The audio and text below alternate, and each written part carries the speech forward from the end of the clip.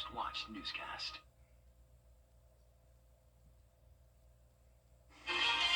Hurricane Francine made landfall just around an hour ago in Louisiana, and even though it's far away from us, we will still have some minor impacts here at home. I'll have all the details coming up. Right now on News Channel 6 and 7, remembrance ceremonies around the nation, and here at home, marking 23 years since the 9/11 terror attacks. Also ahead, a new law impacting local hemp businesses. We'll explain what the law means for shop owners in our area. And the push to reopen Olive Road, why some drivers are saying it needs to happen immediately, as your News at 7 starts now. Live from Television Park, this is WJBF News Channel 6 at 7. Good evening, everyone. You're watching News Channel 6 and 7. I'm Dee Griffin. Thanks so much for joining us. Coverage you can count on begins as cities and towns across America.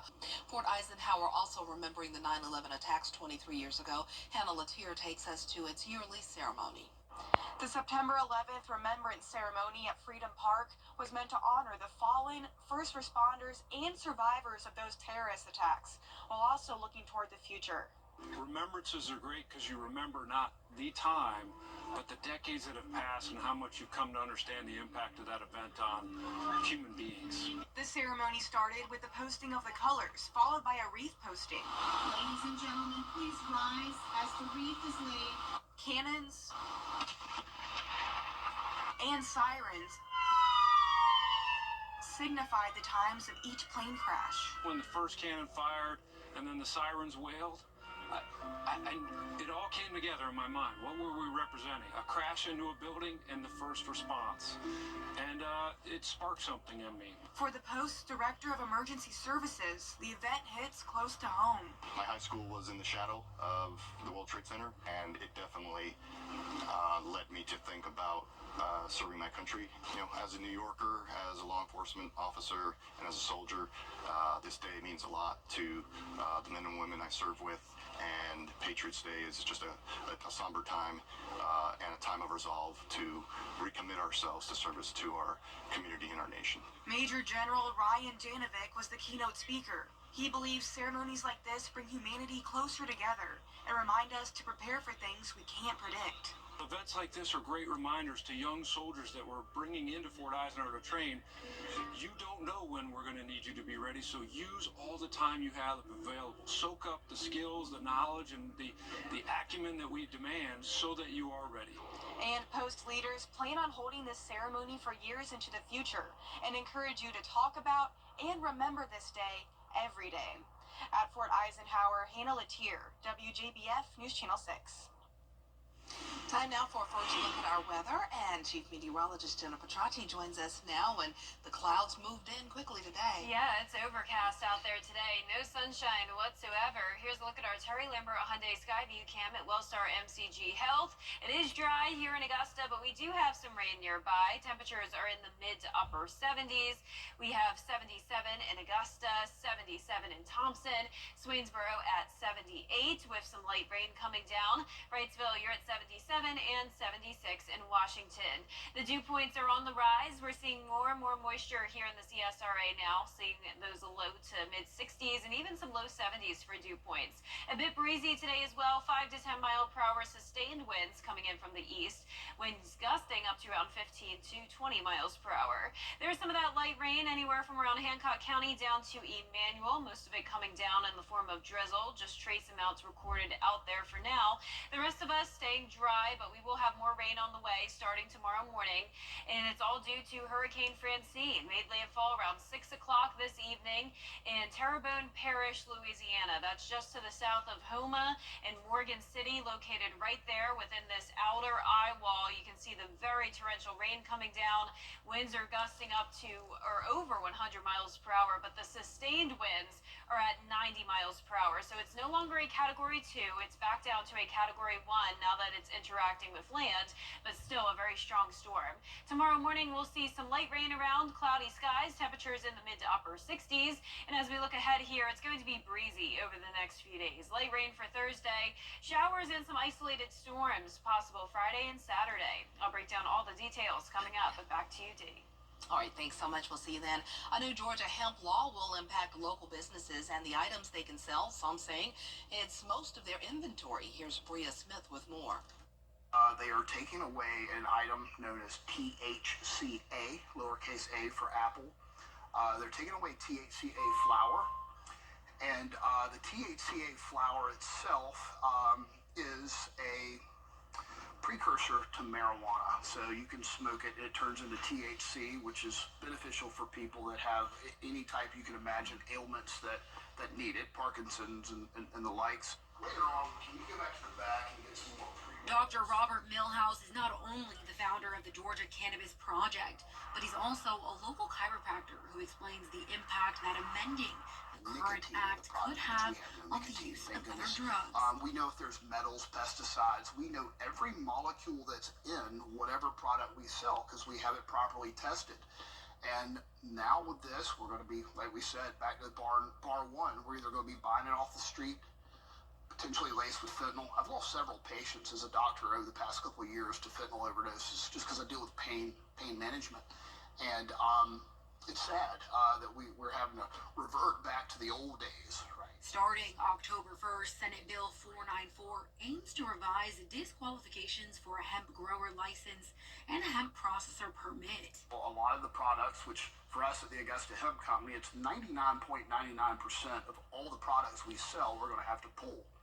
Our cannabis-infused drinks, our cannabis-infused edibles, we're going to lose those because they are placing a cap and telling you how much THC that you're allowed to have or we're allowed to sell. For instance, we're going to be limited to 5 milligrams per serving. Right now, we have our nowadays drink, which is up to 25 milligrams per serving, so there's a significant difference. Dr. Millhouse shares he was a part of the initial bill to help legalize cannabis in all 50 states. He's now saying this is a step back from the efforts made close to 5 years ago. And that was Bria Smith reporting. Many Augusta drivers are growing frustrated that a busy road is still closed. A commission committee recommending that Olive Road at the train overpass be reopened. It's been closed since February after it was hit again, but repairs were completed in May. Traffic engineers would like to see it stay closed until a new chain curtain to alert drivers can be installed. Augusta's traffic engineer says the cost of installing the chain curtain would be around $40,000. The full commission will make the final decision next week. Well, coming up, we'll have a recap of the historic debate between Vice President Washington. We are tracking Hurricane Francine, which will bring us some light showers tomorrow. Staying cloudy, it's breezy, and then we'll see some areas of heavier rain and storms Friday through the weekend. All those details when we return. Wow, click. Now, your most accurate forecast with WJBF Live 5 or 6. Welcome back, and thank you for joining us on this Wednesday evening. It's been a cloudy day, warm but below average still with those temperatures for sure. Topped off in the low 80s. A little bit of rain now in our southwestern counties. Most of this just coming down in the form of drizzle, just trace amounts recorded at the moment here in Johnson County, Emmanuel, Wrightsville, and Swainsboro. That drizzle around you. Sparta and Sandersville also in on some of that rain. But it is dry here on our Terry Lambert Hyundai Skyview cam at the Amentum Center in Aiken. You can see how cloudy it is though. Temperature is sitting in the upper 70s. Dew points in the mid 60s. Winds coming in at around 5 to 10 miles per hour. Gusts up to around 15. Temperatures mostly in those 70s now. Actually looks like everyone is now below that 80-degree mark as of the 7 o'clock hour. Clouds across the entire area, and as we zoom out here, you can see a lot of the rain is just to the south and west of us, from Macon down to Albany, and then all the way across the Gulf Coast. Of course, it's all from Hurricane Francine that made landfall around 6 o'clock this evening as a Category 2 hurricane. Winds reached 100 miles per hour sustained. Now they're all the way down to 90 miles per hour. So that just goes to show that when moving over land, these storms really do start to break apart quickly. Those outer rain bands in outer eye wall really bringing a lot of torrential rain now just to the north of Homa. There's the eye of the storm, widespread rain all around it. You can see the track of the storm taking it up towards the northeast across the Mississippi Valley, eventually down to a depression. And speaking of that, we have a tropical depression all the way off the coast of Africa. This is another storm that we're watching. It's going to be staying out in the open Atlantic for the next several days, but we'll keep you updated if it comes closer to us. Speaking of an area closer to us, though, we do have the potential of another low pressure system developing, and it could become tropical. This will be off the coast of the Carolinas, could bring heavy rain from Virginia, even down into the CSRA late Sunday into early next week. So the tropics are heating up. We only have 6 named storms so far this season, but the next one on the list will be named Gordon. And from Francine, we are going to get some beneficial rainfall here in town. 70% chance by Friday, 60% on Saturday, and light rain possible tomorrow as well. So tonight you can see the center of the storm really starting to break apart as it moves over land. Widespread rain across the southeast. So light showers throughout the day on Thursday. Then this becomes a low pressure system that stalls out over our area, keeping that chance of rain over the weekend. And then another area, that's the one we were just talking about. So this could move inland and then bring us more rain. So this is Monday at 8 o'clock. Notice the potential of that moving inland and bringing us some impact. So we'll keep you updated on that as we get closer. But in the meantime, tonight at 8 o'clock, light showers just in our southwest counties. Moves in more so overnight. When you're headed out the door Thursday morning, that's when we'll see that light rainfall. So drizzle, very light rain throughout the day. Definitely nothing too significant for your Thursday. Starting out your Friday, nice and dry in the morning other than a few sprinkles. But then in the afternoon, that's when we'll see some heavier downpours here and there.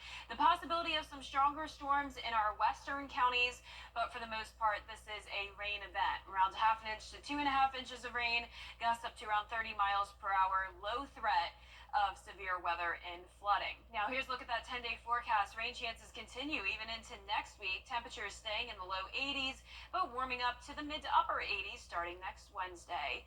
Back to you. Big accidents mean Tonight at 7:30 on News Channel 6. Meteorologist John Blair. Weather coverage you can count on. big accidents mean big injuries, and big injuries mean big compensation, right? Try telling that to the insurance company. Take the strong arm, attorney John Foy and Associates. They've won hundreds of millions for injured people, and they're ready to help you today. The WJBF Live Viper 6 Skyview Network is sponsored by Terry Lambert Hyundai. Low prices, big selection, and committed to quality customer service. In South Carolina, school districts across the upstate are speaking out after several students made threats against schools. Chloe Salsameda has the story. Since last week's school shooting in Georgia, the upstate has seen an increase in what school districts are calling hoax threats. Several school districts and law enforcement are now coming together to reassure parents that they take these threats very seriously. It's the start of a new school year, but this week several upstate school districts learned of potential threats made against their schools. Greenville police tell us they've been actively monitoring this. Over the past couple days, we were notified about a list of schools that had a potential threat posted by a student on social media. And originally, the post was for schools in Georgia and other states. And we were made aware that a couple of the schools were actually here in Greenville, but there's not been any merit to any of the threats. The Greenville County School Superintendent, Sheriff, and all 6 local police chiefs issued a joint statement Tuesday, saying they take all potential threats seriously and fully investigate all reports. Minutes later, all 5 Anderson County school districts issued a similar joint statement. There has been a lot of misinformation circulating over the last several days. We wanted to let people know that we're investigating those things. We're working with law enforcement. At least one of the threats made in the upstate was made in the classroom, while several others were made on social media. The school districts and law enforcement are asking parents to monitor their children's social media accounts to see what they and their friends may be posting. See what they're sharing, see what they're viewing, and even if you don't think that they are creating or sharing stuff like this, just making sure that the people they're friends with and whatnot are not doing this. Rather than repost or share things, you need to let law enforcement and school personnel know so the appropriate folks are dealing with things. They remind students that what they believe is a joke can have long-term effects. These kind of things, they can have a huge impact on not just this current school year, but they can impact things down the road. Law enforcement gets involved. It can be life-changing. Only one high school. Baby.com. Click, click. For more than 90 years, Weinberger's Furniture and Mattress Showcase has been serving families just like yours. To show our appreciation and to celebrate our 92nd anniversary, we are offering guaranteed lowest prices to all of our customers. Special financing deals with no interest and a chance to win a $5,000 gift card. Stop by now to enjoy savings in every department. No matter your style or budget, we've got you covered.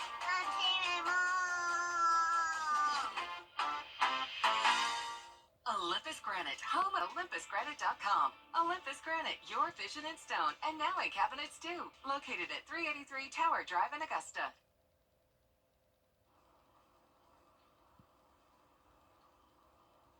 Tiny Crocs are coming to Happy Meals. McDonald's will soon offer a Happy Meal that includes a Crocs clip. They are miniature keychains that are shaped like Crocs. There are at least 10 different clips you can collect. This is already happening in other countries, and now the United States reports they will be coming to the U.S. soon, so they're cute. Oh, yeah, they are cute. I don't own any Crocs. Me either. But if you do, collect them. Yeah, I love the little gibbets. I think they're called. Those are cute. Well, for a 10-day forecast, we are tracking some rain from Francine. Even though it's far to the west of us, we'll still have some minor impacts. So light rain tomorrow, cloudy skies, breezy, high of 82. A few heavier showers and storms Friday and Saturday. Rain chances still staying high.